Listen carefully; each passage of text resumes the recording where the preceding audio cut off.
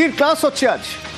ED আধিকারিকরা যেসব তদন্ত করছেন সেই সব তদন্তের অগ্রগতি কোথায়, কতটা এগিয়েছে, কোন জায়গায় রয়েছে সেসব জানার জন্য ক্লাসকে নিচ্ছেন ইডি আধিকারিক। ইডি আধিকারিক গতকালই তিনি এসেছেন কলকাতায়, সেই ইডি আধিকারিক ক্লাস নিচ্ছেন আজ।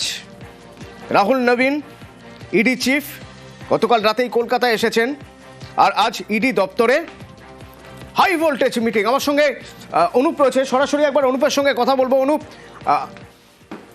একটা প্রশ্ন বারবার ওঠে যে অনন্তকাল ধরে চলে তদন্ত এই রাজ্যের হাতে, এই রাজ্যের বেশ কিছু তদন্ত এখনো পর্যন্ত ইডির হাতে রয়েছে, ইডি তদন্ত করছে।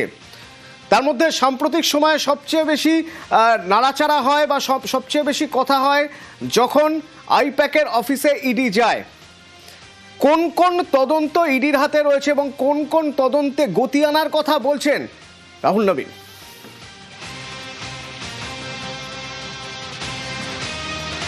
তো গতকাল ইডি ডিরেক্টর রাহুল নবীন তিনি কিন্তু কলকাতায় আসেন। এর পরবর্তী ক্ষেত্রে দীর্ঘায়িত সময় ধরে কিন্তু বৈঠক করে, রুদ্ধশ্বাসে বৈঠক। সেই বৈঠকে একাধিক বিষয় নিয়ে আলোচনা হয়েছে। একাধিক মামলা ইডির হাতে রয়েছে। গত বিধানসভা নির্বাচন 2021-এর আগে থেকে একাধিক মামলা রয়েছে, এখনও পর্যন্ত সেই মামলার নিষ্পত্তি হয়নি এবং বছরের পর বছর ঘুরে যাচ্ছে, সেই মামলা কিন্তু একইভাবে চলছে। এরকমও বেশ কিছু একেবারে এই মামলা একাধিক তথ্য উঠে এসেছিল এবং আজকে দেখা গেল যে ইডি ডিরেক্টর তিনি স্বয়ং কিন্তু এই বৈঠক করলেন, যে বৈঠকে সেই সমস্ত তদন্তভারে যে সমস্ত দায়িত্বে তদন্তকারী আধিকারিক তাদের কেস নিয়ে তলব করলেন।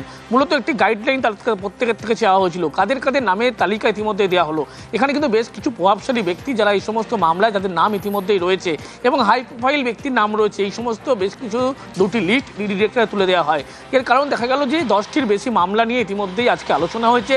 এই 10টি মামলার ক্ষেত্রে কিন্তু একদিকে জোন 1, অন্যদিকে ইডি জোন 2 তারাই দায়িত্বে রয়েছে। সেই সমস্ত তদন্তকারী আধিকারিক তাদেরকে কেস নিয়ে তলব করা হয়েছিল এবং তাদের থেকে জানতে চাওয়া হয়েছিল মূলত, এবং তাদের পক্ষ থেকে সেই লিস্ট তুলে দিল।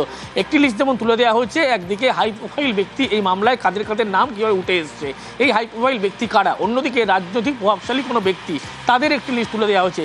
পরবর্তী পদক্ষেপ অনুযায়ী এই মামলার কিন্তু বেশি মামলার নিষ্পত্তি ঘটাতে হবে এমন উল্লেখ করা হয়েছে। প্রশ্ন করতে ইচ্ছা করছে এখানে যে এনফোর্সমেন্ট ডিরেক্টরেটের আধিকারিকরা যে তদন্ত করেন সেই তদন্তের কি গতি প্রকৃতি, কি আপডেট, তল্লাশি করতে গিয়ে কি পাওয়া গেল, কি পাওয়া গেল না, প্রতি মুহূর্তের সেই সব আপডেট তো তারা দিল্লিতে দেন। তারপরে নতুন করে আর কোন আপডেট থাকতে পারে যে আপডেট জানার জন্য রাহুল নবীন এখানে চলে এলেন এবং এখানে এসে বৈঠক করলেন?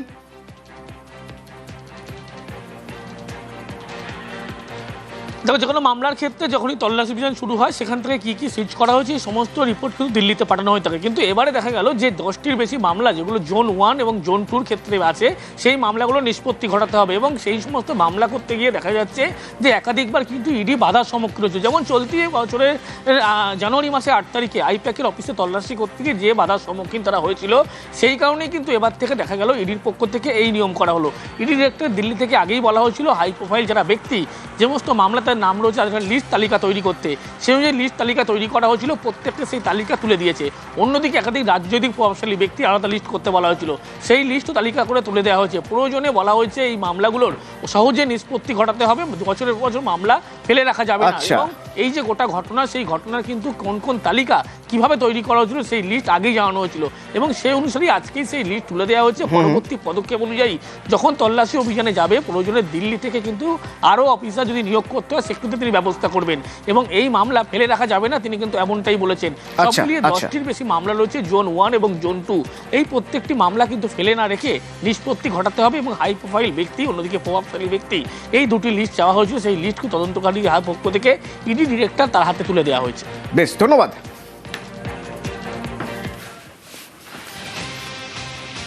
রাহুল নবীনের নজরে যেমন এ রাজ্যের ইডির হাতে থাকা যে তদন্তগুলো রয়েছে সেই তদন্তগুলোর লিস্ট, ঠিক সেরকম নিতিন নবীন বিজেপির নবনির্বাচিত বা নবমনোনীত সর্বভারতীয় সভাপতি।